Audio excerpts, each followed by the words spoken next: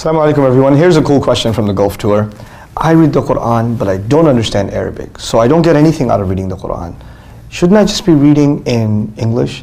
And then these people tell you have to memorize the Quran, there's so much reward for memorizing the Quran. And there's so many hufaz out there that memorize the Quran and they really don't even understand what it means. Shouldn't we be telling people to read the Quran instead of memorizing it? And you know what? As I heard this question, I realized something. To every action, there's an equal but opposite reaction. We have an extreme in this community. We have on the one hand people that want to emphasize the memorization of the Quran and not emphasize understanding at all.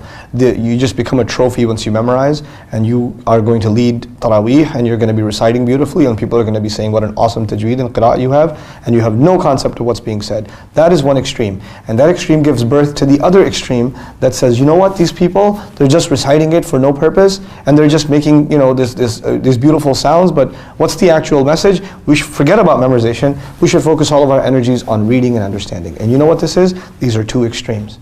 The truth, usually these kinds of things lie somewhere in the middle. And for so many questions people ask, I realize more and more and more that they're actually a reaction to another extreme that makes them want to justify the opposite extreme and not consider the answer lies in the middle, right? The answer is, at the end of the day, memorizing Quran is one of the most spiritually enriching and powerful acts that we can do. Memorizing the Quran is actually fulfilling the legacy of the Prophet himself sallallahu alaihi wasallam. بَلْ هُوَ آيَاتٌ بَيِّنَاتٌ فِي صُدُورِ الَّذِينَ أُوتُوا الْعِلْمَ. One of the most beautiful ayat in Surah Al-Ankabut describes that the ayat of the Quran live in the chests of those who believe. The ayat don't live on pieces of paper. The ayat don't live inside a mushaf.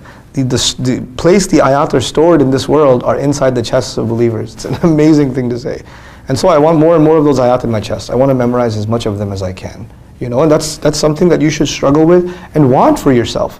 Why wouldn't you want to memorize Quran if your parents are going to be raised with crowns on their head on Judgment Day if you memorize the Quran? On the one hand, we should be memorizing the Quran, and on the other hand, the Quran complains itself. أَفَلَا يَتَدَبُّرُونَ الْقُرْآنَ أَمْ عَلَىٰ قُلُوبٍ أَقْفَالُهَا? Don't they reflect deeply on the Quran, or are their hearts made up, locked up? So reflection on the Quran and memorizing Quran are actually hand in hand. And let me add one more thing. This is the balance of our religion, guys. This is where things really, it's so epic. These two things are not mutually exclusive. When I memorize Quran, I'm repeating the same ayah, yes or no? Over and over. I'm repeating the same ayah. And the more I'm repeating it, the more I'm thinking about it. And the more I'm thinking about it, more realizations come to my head. Reflection is actually facilitated by the act of memorization.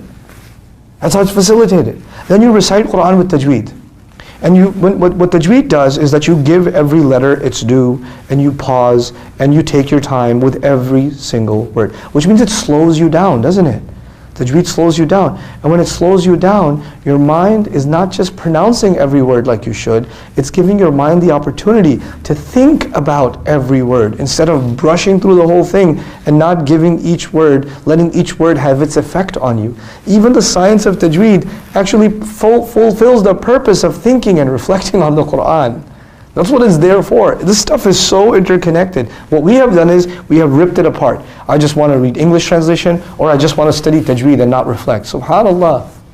This is the things that Allah commands to keep, or meant to keep together, and we keep putting them apart. So the answer really lies at the end of the day in balance. When you have one extreme, it will certainly lead to the other extreme. May Allah Azza wa Jal keep us from extremes and truly allow us to be the middle ummah, ummatan wasata. Barakallahu li wa lakum. Assalamu alaikum wa rahmatullahi wa barakatuh.